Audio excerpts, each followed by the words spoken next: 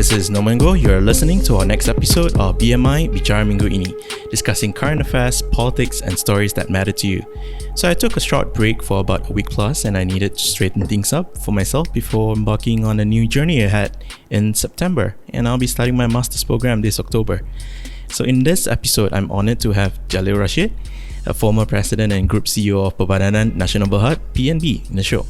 So Jalil is no stranger, and he has a long list of accolades, experiences working in investment companies. So Jalil, who turned 38 this year, recently left PNB to pursue opportunities elsewhere while taking a career break at the moment. He began his journey in 2003 as a trainee graduate in Aberdeen Standard Investments and rose the ranks as an investment manager in London, Singapore, and Malaysia. So he was later appointed as the head of equities and also the CEO at the Aberdeen Islamic Asset Management. He was also the CEO of Invesco Limited in Singapore from 2013 onwards prior to joining PNB as president and group CEO. So welcome to Bicara Minggu Ini, Jalil. Thanks, so. So, it's been quite a journey for you. How has life been in the midst of COVID-19 pandemic, spending more time with the kids? Oh, I have. I've managed to have this rare opportunity to spend a bit of time and do a self-reflection about what I really want to do post my time at PNB. I'm enjoying the time off, actually. I thought I never will. Practicing on my tennis, I've taken up drumming, although I'm horrible at it. And then just meeting quite a number of people and just having conversation. So I don't know how long, and I don't want to get too used to it. But so far so good. And in the midst of COVID-19, I'm sure you are a Liverpool fan, and Liverpool finally lifted that trophy. How does it feel watching it? It feels absolutely liberating, but also feels a bit weird because they had to lift the title in an empty stadium, feeling is weird, but I'll take it any day. I've been a long-term fan, so 30 years, it's finally paid off. Yeah, I mean, it's certainly very weird without the crowds cheering in Anfield and all that. Yeah. Well, we're gonna see that probably going back. Wait, Malaysia and UK has opened up that travel route, right, between Malaysia and UK? Well, they have, but I don't know whether the fans are allowed to come into the stadiums and what the arrangement is going to be like. Whether there's going to be physical distancing, so that would halve the capacity of the stadium. Probably make ticket prices a lot more expensive as well. And I don't know how many fans would want to be on a plane 13 hours away in the midst of a pandemic, so it'll take a while. And then we've also seeing some of our Malaysian boys, our players are playing overseas. Yes. Yeah, that's interesting. How do you think about that? Moving forward, we might have one of our players playing for EPL one day.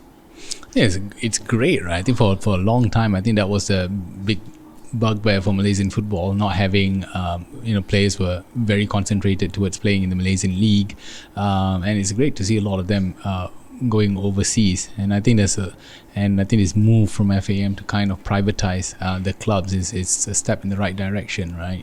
Getting corporate sponsors to come in and running football clubs like a business, right? With the proper infrastructure in place, and hopefully you start uncovering more people who go abroad, but key is that they stay abroad and they remain motivated and don't get homesick and want to come back again.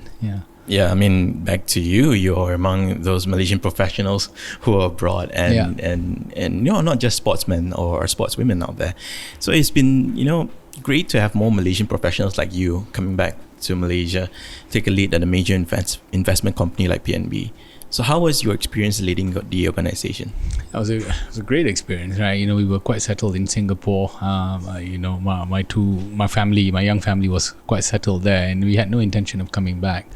But this wonderful opportunity rose up, and I thought to myself, this is one of the few opportunities that can move the needle at a national level, and people who know me know that that's what I've always wanted to do eventually in my career. But I guess fortunately it came quite early on in my career, and as I sat back thinking about that offer, I thought I'll kick myself if I turn it down. At some point that what if would be killing me, and here I had a wonderful opportunity to make Corporate Malaysia better. So and so I took the opportunity. I had a wonderful 9 months. Looking back, I said that I wouldn't do it any other way. I have no regrets. Probably disappointed with the way it ended, but of course I wouldn't do it again. But it was a great experience. I met so many people, and the touch point of that job was quite fulfilling. Because at the end of the day, we had 14 million unit holders. So I went back every day, quite fulfilled. So even in your recent interview with The Age, you mentioned introducing transparency, digital adoption when you were with PNB. So in general, what is your view about corporate Malaysia, and how can we improve from there? I think corporate Malaysia is always hitting, is punching below its weight, to encapsulate it. We have wonderful companies, but when you start comparing these companies with its regional peers, our operating matrix, our profitability, our efficiency, all falls behind. So clearly there are a few issues, and when you look at it in depth, it's probably the way we are structured, the companies are structured, board effectiveness, management, and all that. So corporate Malaysia as a whole needs to, I guess, change and evolve. We do have a very high concentration of government involvement in business, which also inhibits entrepreneurism from coming through. And if you look at Malaysia, probably in pre-Asian financial crisis, before 97, there's a lot of entrepreneurs with companies listed, but post-financial crisis, that has completely swapped. So we've seen more state involvement in business rather than entrepreneurship, and that's a shame, because I feel that the role of the government should be just to regulate businesses. So one of the things I wanted to do was slowly reduce the involvement in strategic companies, and then and let more entrepreneurs come in and take over those companies. Of course, it was a long-term, very, very long-term vision, but we had to put the seeds of change in place. So I think that's one of the big issues that Malaysia needs to resolve. And secondly, is from a corporate governance perspective, it's just like having, keeping up with times in terms of how we appoint directors, looking at directors' skill gaps, and just having a much more robust assessment for directors, and just benchmarking ourselves with the best out there. I think, looking at what you mentioned, the current situation right now, the current atmosphere, the environment and all that, it looks like we are stuck in the 80s and 90s. We are unable to move away from that the government is, like what you say, heavily involved in businesses, and unfortunately the people can't seem to rise above the rest. Are we becoming more and more very dependent towards the government and less competitive compared to our neighbors? See, when state involvement in businesses increase, it also makes companies less competitive, because there is a somewhat of an obligation sometimes to do social obligations and everything, right? If you take any state-owned companies in Malaysia and then compare that with its regional peers, you would see a big difference in its operating matrix. And then when you dig further, you would realize that, there's probably more staff hired in the Malaysian companies compared to the regional companies. It's not great, right? I think longer term, I think it's much more healthier for the government to set a target of, say, over the next 10 years, we should be reducing our exposure by X amount. It's also a great way for the government to raise money, right? And eventually exit and then think about regulating businesses and putting business policies in place, right? I know there are sensitivities around ownership of companies, especially when it regards to things like, national assets and utilities and everything. I think that's where the government can come in and put certain rules and guidelines about who can own these assets and everything. But should the government own everything? No. Yeah, and then with the change of the government in the midst of COVID-19 pandemic, and now with more political figures appointed to lead corporate Malaysia organizations and GOCs. So how will this impact perception of investors on transparency and integrity? Terrible. One word. I think appointing politicians to boards is going to set the country back a long way in terms of perception. So take listed companies, for example.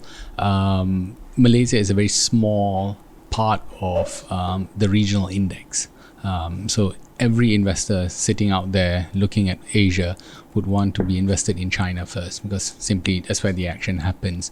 Then India, then Korea, and a few other countries. Malaysia is tiny in the grand scheme of things. And then when we start doing things like this, appointing politicians onto boards, fund managers go and say, why bother? Right? Why bother? And as they say, it all starts from the top, right? When you have, politicians leading, the perception is not going to be great. So I think this recent spate of appointments has probably pushed Malaysia down, the corporate governance rating, and probably made Malaysia, I guess, a bit less attractive from an investment point of view, especially for foreign investors who when invest in emerging markets look at transparency and corporate governance, right? As a former emerging markets fund manager, first thing that we would look at will be the board composition, because before we buy a stake in a company, we would want to be assured that our stake would be protected and that the board would act in our best interest as well, even though we're a small shareholder. But when you see a politician there, again, perceptions would fly about whose interest exactly is being protected first, right? I'm not a fan of that. I've made this stand extremely very clear. And I think it's not a good practice. I mean, not just in Malaysia. The same thing happens everywhere. I mean, I remember reading one of the reports, I think a couple of months ago, I think it was end of last year or early this year, that we're looking at the investment pool itself in Southeast Asia. When it comes to fintech and all that, Singapore has more than 50% of that pool of investment, and Vietnam has 31%. Yeah. Thailand, Malaysia, and Philippines only got 1.7% of that share. So it's quite. I think that's quite. I mean, feeling quite ashamed. We're not at the same par with Vietnam. What's with Vietnam that everyone is looking at? Okay, so I'll start on the Singapore one first. Singapore very early on realized that as a country, they are expensive to operate in. So they can't compete based on that. But what Singapore has done a very good job is build a legal infrastructure.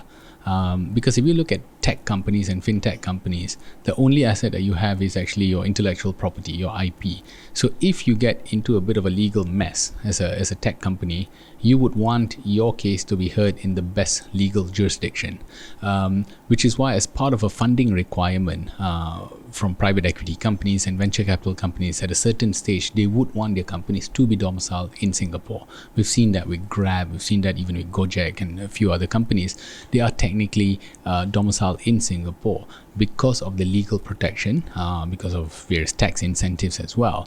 That's where Singapore has done a very good job. You reach a certain stage, you're going to be here because legally and from a business operation it's going to be lean. Vietnam has been really competitive because it's one of the biggest suppliers of software engineers, even globally. If you take out India and everyone, it will be one of the most robust countries. So you see a lot of companies setting up offices there, and even companies that do not set up offices in Vietnam still have a software hub in Vietnam. So they have done a very, very good job there, which I'm not surprised that about 80% of the businesses are centered across these two countries. And I think that is where Malaysia needs to take a step back and really ask themselves, what are we good in? And what kind of companies do we really want to attract? And what would these companies really want to be in Malaysia for? All right? Is it because of our labor? Is it because of our relatively cheaper cost of doing business? what is it really?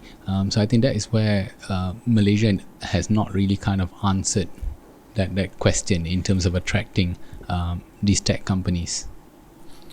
Now, moving on to, this kind of things, that our questions that, this year is going to be very, very tough. And although Malaysia's GDP is expected to contract drastically this year as much as, I think, minus 17%,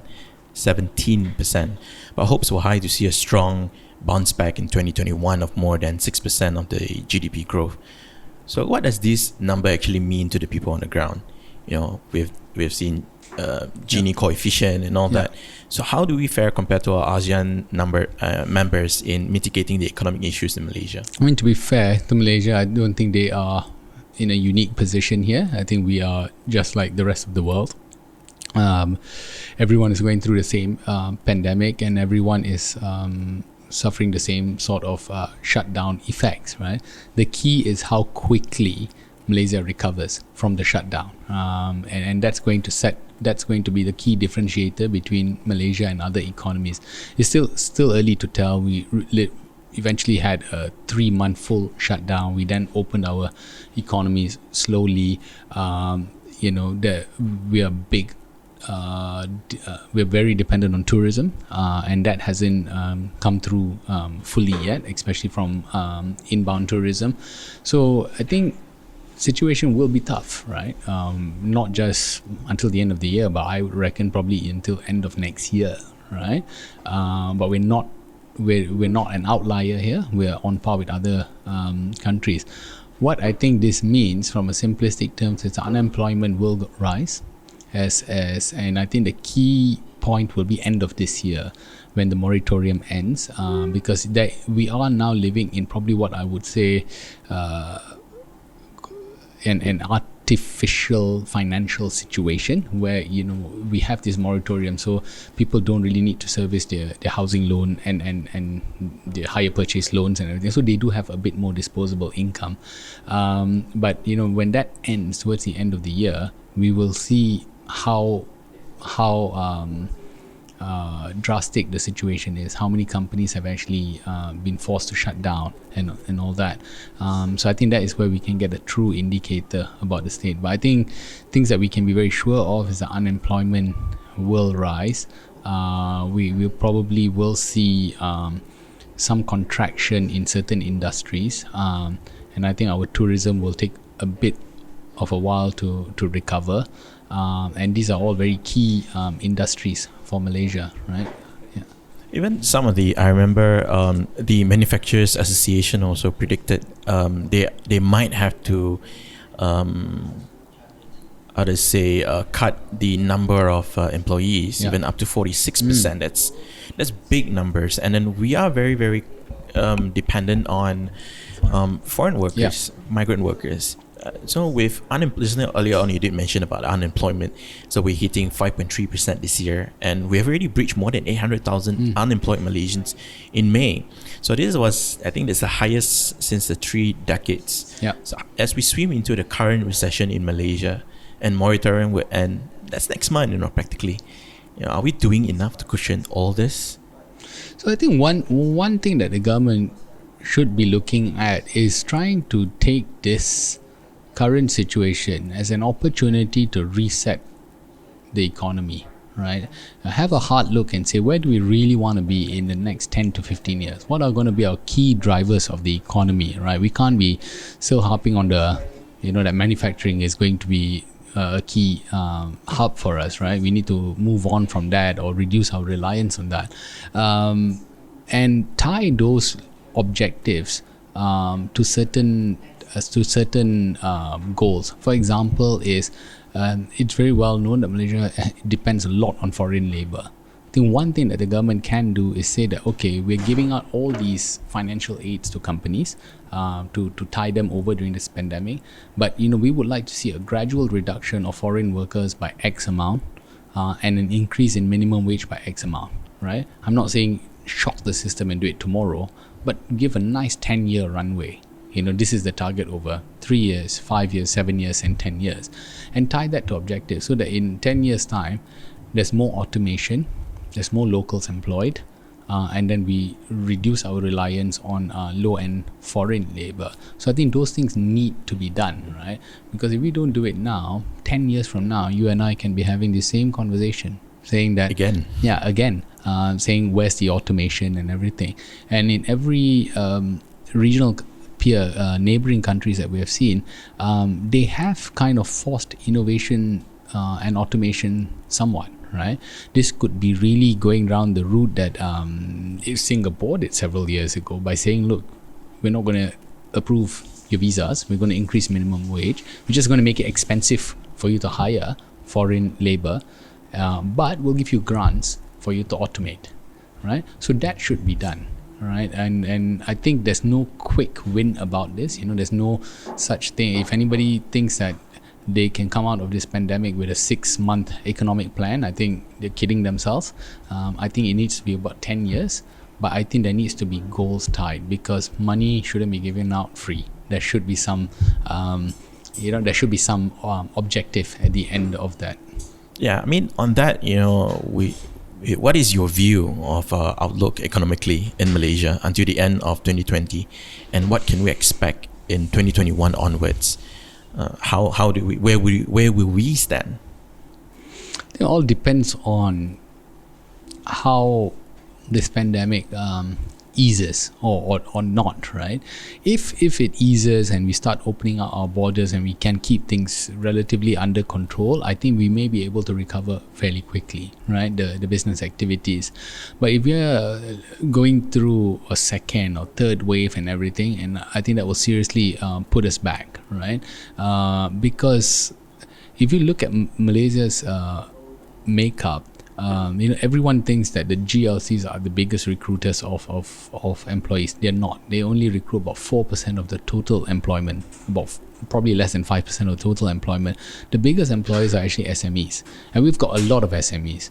So we've got millions, hundreds of thousands of companies, maybe even millions that hire a few people. And that's the bulk of our workforce. And these companies typically would not have cash beyond 1 month. So any shutdown longer than that or lack of economic activity is really, really going to affect them. I think about 90% of our workforce are in the SMEs. Correct. So we are very, very dependent on that, right? And these companies are not cash rich. So we're going to see some sort of impact or restructuring or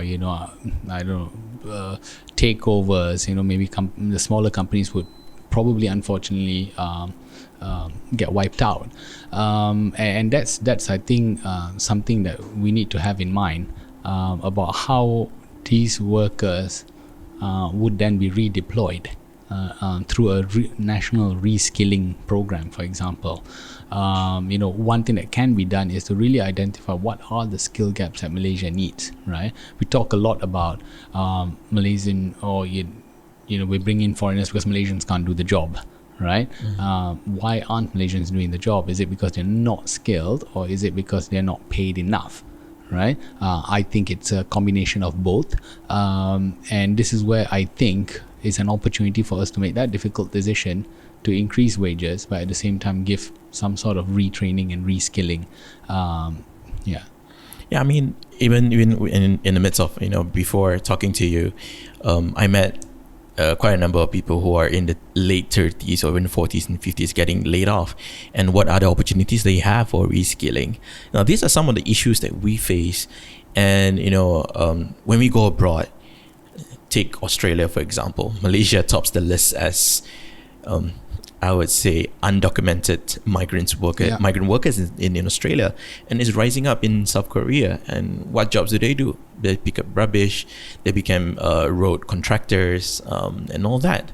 It's not that the young Malaysians, they are not interested to do this kind of job. I think the balance between the wages as well as welfare support. Exactly. And what is your view about in the midst of all this, do we even have a social security policy in place? Not a very robust one, unfortunately. Which is why it all goes back down to wages, right? Malaysia for the longest time has suppressed wages.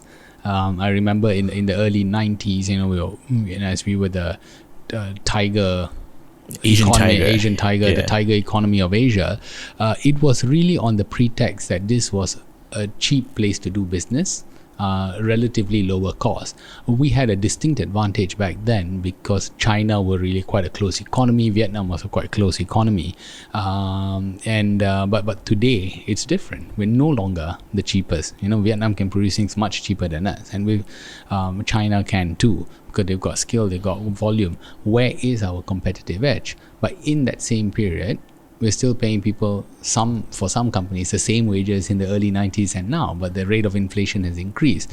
So, that must be addressed, absolutely must be addressed. And I get extremely frustrated by companies always coming and saying, we'll go out of business if we can't pay these wages.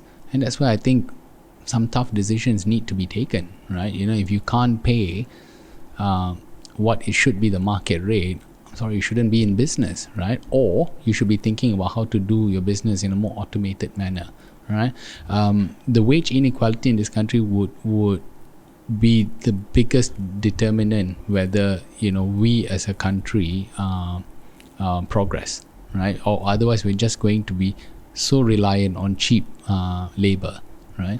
And one must not forget as well that a lot of countries are also increasing the minimum wage, right? Indonesia has been progressively increasing the minimum wage, especially in Jakarta. And then you've got some Indonesians thinking, it doesn't make so much of sense for me to go abroad now because I'm almost earning the same money without having to leave the country, right? So I think we've probably kept this very elephant in the room sort of discussion for a very long time, but I think we need to address wage inequality. Yeah, I mean, the same thing that happened in Singapore. Singapore does not have a minimum wage, but they have been increasing their wage as well for local Singaporeans. And I think they do increase the levy for migrant workers. Yes, gradually. So Singapore has several ways where they pull their lever there, right? One is, of course, the levy. The other one is the eligibility criteria. So there's two sort of passes available. If you're a professional, you get an employment pass. If you're non-professional, you get an S pass. So the S pass is typically for non-professional employees. But what they do is that they say that you must be paid a certain amount before you qualify for that, and your employment pass is only your S pass is only tagged to that particular employer for that particular project. So say that worker has finished building the bridge or road or whatever, he has to go back, right? So there is a very clear sense of enforcement. In fact, even in the professional, I think a few days ago they made the announcement that they're increasing it to $3,900.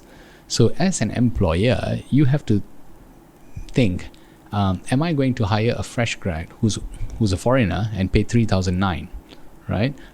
So they're just making it expensive for you to hire, and the whole thinking is that at that level you should be hiring more locals, and I agree on that, right? And then as you move up the skill gap, then you can kind of differentiate whether there is a need to bring in more foreigners or not. So there's no one system, and we should be looking at a lot of the systems around and just trying to find what works best for us. Do you think this is suitable for in the case of Malaysia?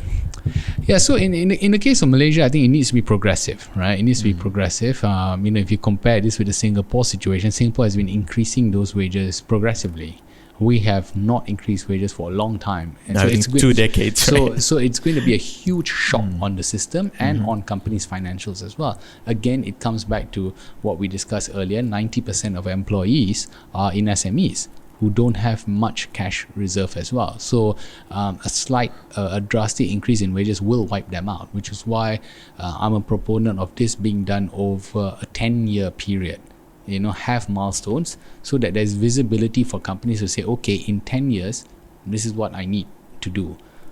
So I can't sustain the wage increase, but what I can do is perhaps take a government grant and automate and reduce my reliance on workers. But again, that must be enforced properly, right? As a country, again, I think everyone would agree, we're great in policies, very bad in execution and implementation, right? But we need to put a probably a 10-year plan and a goal, and be absolutely relentless in pursuing it. Yeah. I mean, moving on to the rise of youth as an economic powerhouse and democratic movement. So your reflections in Malaysia and ASEAN region itself. So we've seen youth trying to seize the base or platform economically and politically, and sometimes they fail, sometimes they succeed. Calling for a change in regime and policies around the globe. So we saw what happened in Hong Kong and in Thailand and in Indonesia, and we're seeing the same wave coming up in Malaysia. So what do you think about that? I think it's great.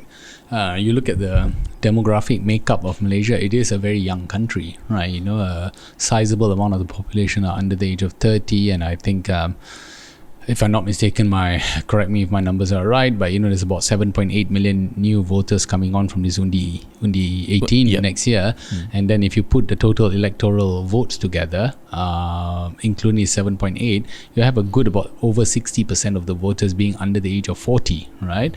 And that is actually a very interesting age group, because you have 18 to 40-year-olds, right? And I'm 38. I left high school at the height of Reformasi, right? Which was a political awakening for a lot of people.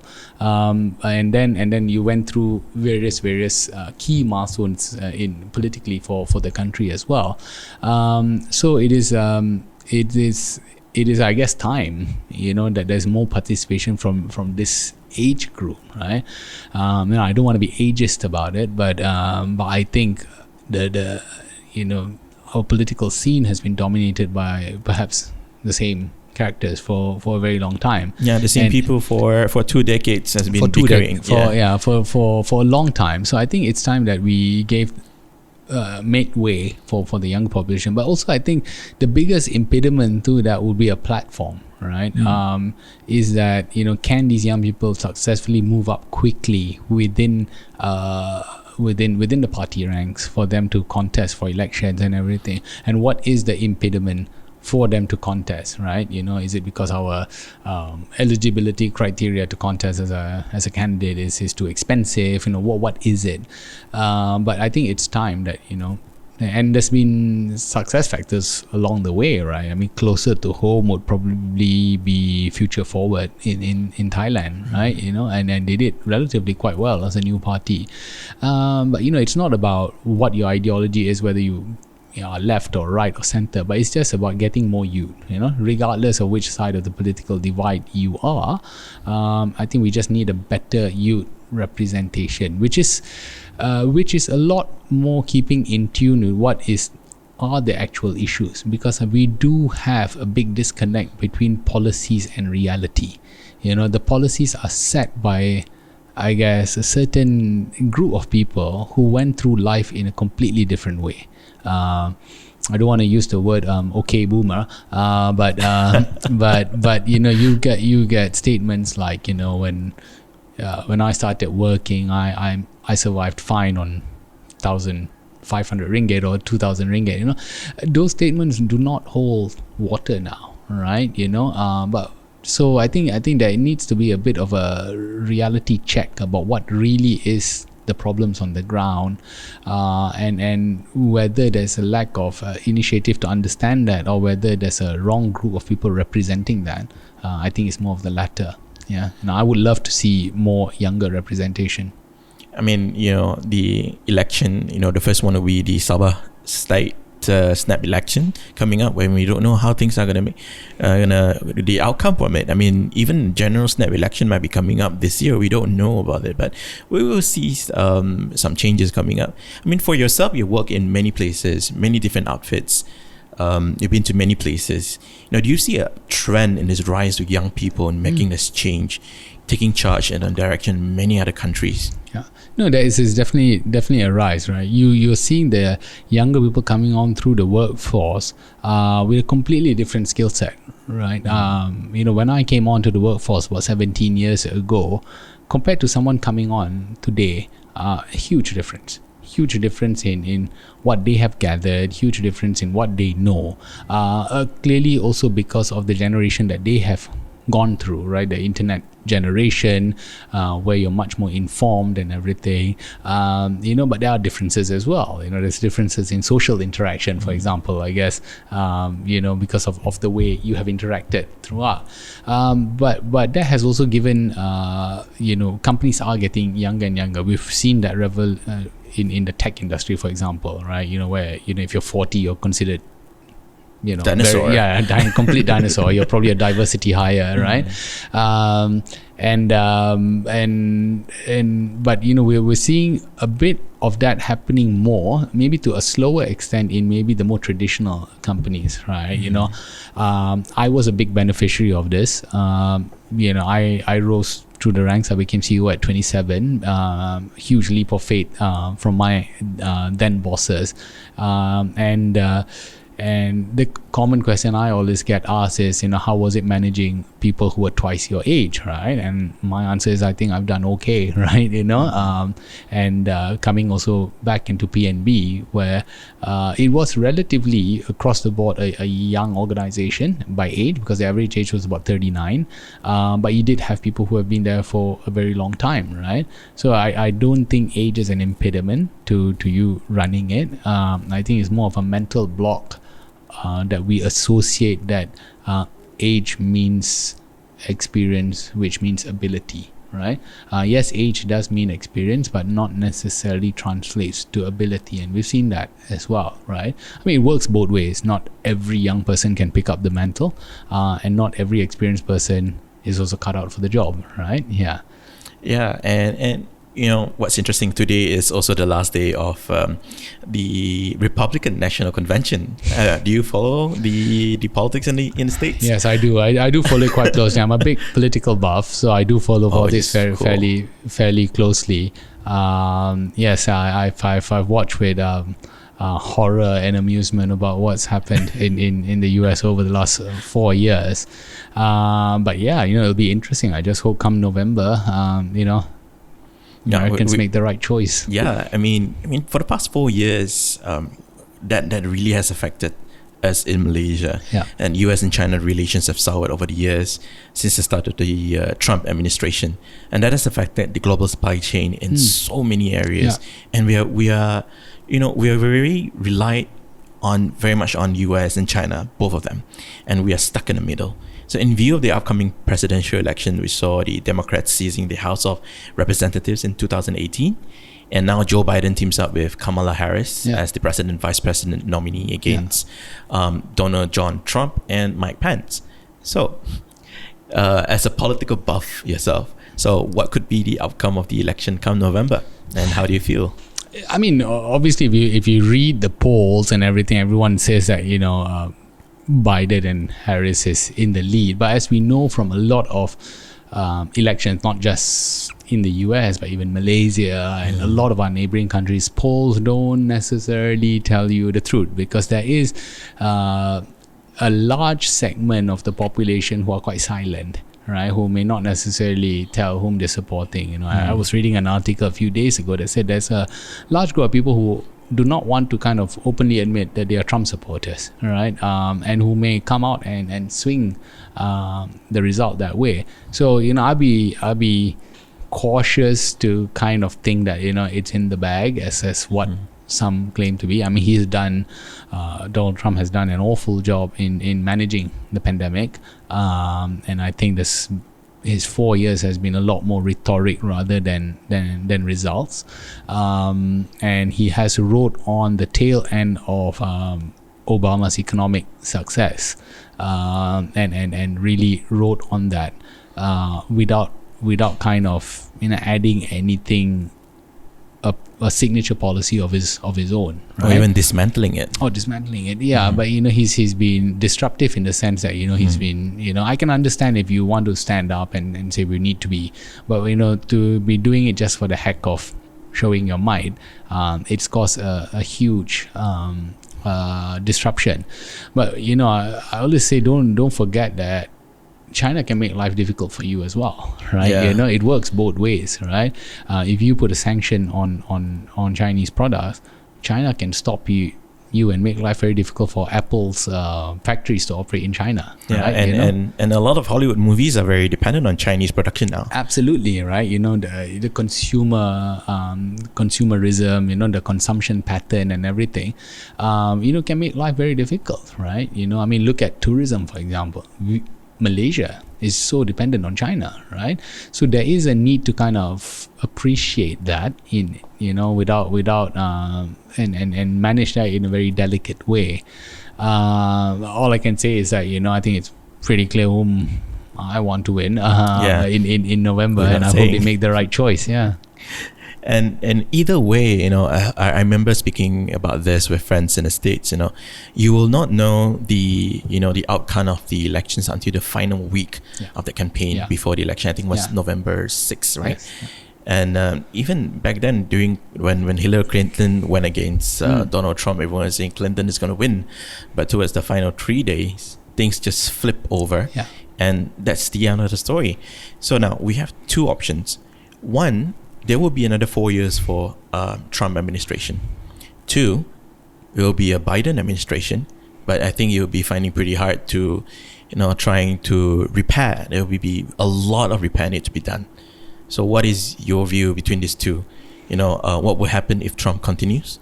How are we going to wait through another 4 years of Trump administration? What about the second one in the Biden administration? I can't begin to even comprehend another 4 years of Trump in office, right? I think I don't even know what other damage he could be doing, but he would probably continue in his current thing, having a go at China and being quite divisive as he has been. But if he is in power for the next 4 years, there will be, I think, a big shift in the way the world does business. Over the 4 years that Trump has been president, there's been a big change in the supply chain dynamics. You've seen a lot of companies with their factories completely centralized in China, decentralizing as well. Vietnam has been the biggest beneficiary of our factories going there. But I think companies are increasingly looking and say, we shouldn't be having everything in China. We should diversify. We should go to other parts of the world and everything. And I think that is an ongoing process that's done, which will be accelerated even more if Trump is in power for the next 4 years. And then, of course, I think United States as a center for business, it's still going to be there. It's not going to be the most attractive option. And then even for education, there's a lot of options outside of that.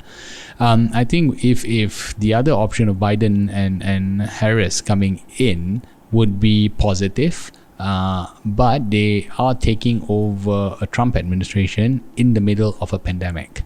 So it's not going to be a great time, right? One is you got to repair the country, both from a social and economic perspective, but you also have to deal with a pandemic, which has been awfully managed. So that is going to be the big challenge. Right? Yeah, with more than 5 million people infected, I think close to 200,000 people died. Yeah, that's huge. Yeah, coming back to Malaysia, we were just days before Merdeka Day.